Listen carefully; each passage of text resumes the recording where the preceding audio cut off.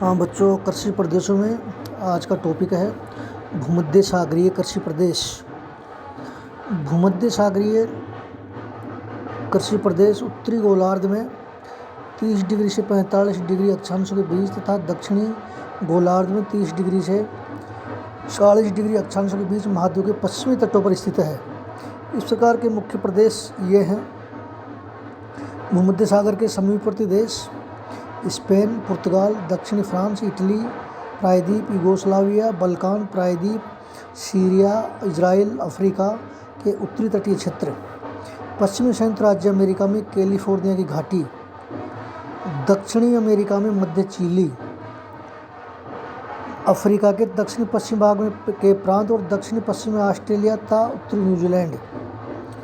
जलवायु: भूमध्य सागरीय प्रदेश में समशीतोष्ण जलवायु मिलती है।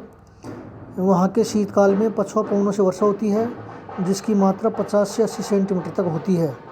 ग्रीष्म में ऋतु शुष्क एवं धूपदार होती है तथा सिंचाई की आवश्यकता होती है। वर्षा की ऐसी प्राकृतिक वनस्पति उगती है जो शुष्कता को सहन करने वाली होती है। वृक्षों में कार्क, जैतून, ओक, अंजीर मुख्य है। चैपरेल झाड़ियाँ तथा घासों की प्रधानता है। भूमध्य सागरीय प्रदेश की फसलें: इन प्रदेशों में विभिन्न प्रकार की फसलें, पशुपालन तथा बागवानी होती है। भूमध्य सागरीय फसलें 3 प्रकार की होती हैं: शीतकालीन खाद्यान्न फसलें, शीतकालीन खाद्यान्न एवं सब्जियां। गेहूं, जौ और मक्का प्रमुख खाद्यान्न हैं जो जाड़े की मर्दूद ऋतु के आरंभ में बोए जाते हैं। शीतकालीन वर्षा से ये फसलें बढ़ती हैं और बसंत तथा गर्मी की शुष्क ऋतु में पककर तैयार हो जाती हैं। सब्जियों में आलू, मटर, सेम, गाजर, बंद गोभी, टमाटर, प्याज, चुकंदर आदि उत्पन्न की जाती हैं। ये सब्जियां घरेलू मांग पूर्ति से अधिक मात्रा में उगाई जाती हैं। ये उन शीत प्रधान देशों को निर्यात कर दी जाती हैं जिनमें शीतकालीन पाले के कारण इनका उत्पादन नहीं हो सकता।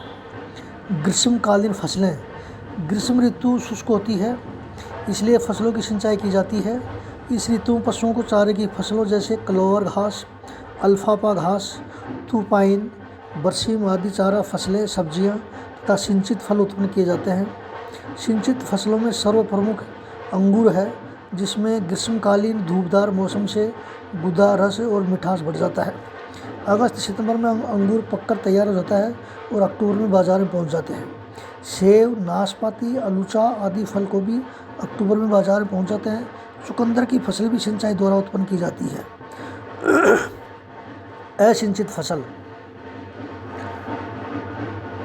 जैतून, खुबानी, अंजीर, कुछ अंगूर, सूखे मेवों का उत्पादन बिना किसी सिंचाई के हो जाता है।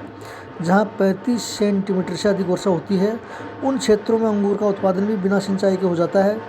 जैसे जैतून भूमध्य सागरीय जलवायु की फल है। संसार का 90% जैतून इन्हीं क्षेत्रों में पैदा होता है, क्योंकि यह शुष्क गर्मी को सहन करता है। खट्टे रसदार फल जैसे संतरा, चकोतरा, नींबू, नारंगी आदि भी इन प्रदेशों में बहुतायत से उत्पन्न होते हैं। भूमध्य सागरीय प्रदेशों में भूमि का बहुत सा भाग पर्वतीय है, जिसमें सिंचाई करना कठिन होता है। सिंचित कृषि का क्षेत्रफल कम होने का अन्य कारण एक ही है कि वहाँ सिंचाई के लिए जल की मात्रा पर्याप्त नहीं होती है। इसलिए भूमध्य सागरीय कृषि में प्रायः ऐसे अनाजों का उत्पादन होता है जो ग्रीष्मकालीन शुष्क ऋतु को सहन कर सकें। उनमें गेहूं, जौ और मक्का प्रमुख है। पशुपालन 2 प्रकार का होता है: चारे की फसलों पर पाले गए डेयरी तथा मांस के पशु और सूअर होते हैं। चरागाहों के प्राकृतिक घास पर चराई जाने वाली भेड़, बकरियां, जिनसे भोजन का मांस, वस्त्रों की ऊन, बाल तथा कई प्रयोग के लिए खालें प्राप्त होती हैं। व्यापारिक कृषि: भूमध्य सागरीय कृषि प्रदेश के 2 भेद हैं: उद्यानिक कृषि, शुष्क कृषि और पशुचारण। उद्यानिक कृषि में फसलों का उत्पादन व्यापारिक दृष्टिकोण से होता है। इसके उत्पादन से प्राप्त हुए खट्टे रसदार फल, आड़ू, अंगूर, अंजीर, बादाम, टमाटर और सब्जियां औद्योगिक बाजारों को भेज दिए जाते हैं। अंगूरों को सुखाकर मुनक्का और किशमिश बनाई जाती हैं। टर्की की सुल्ताना किशमिशें बहुत प्रसिद्ध हैं। अंगूर से शराब बनाने का धंधा तो भूमध्य सागरीय जलवायु के सभी देशों में होता है। संयुक्त राज्य अमेरिका में कैलिफोर्निया घाटी भी फल उत्पादन के लिए बहुत प्रसिद्ध है।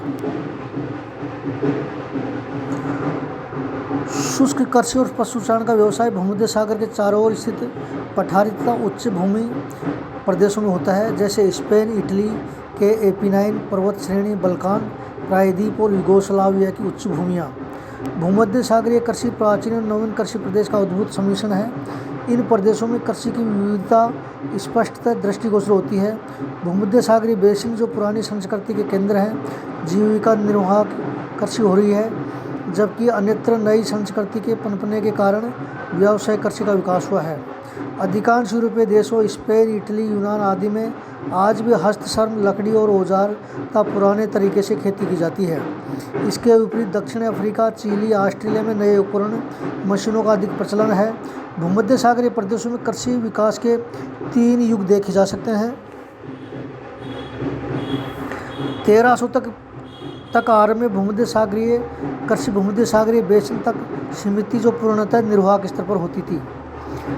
1880 के बाद उत्तरी पश्चिमी यूरोप और अमेरिका में औद्योगिक क्रांति, जनसंख्या की तीव्र परिवहन साधनों में क्रांति, प्रसिद्ध यंत्रों के आविष्कार के फलस्वरूप भूमध्य सागरीय कृषि का तेजी से विकास हुआ है।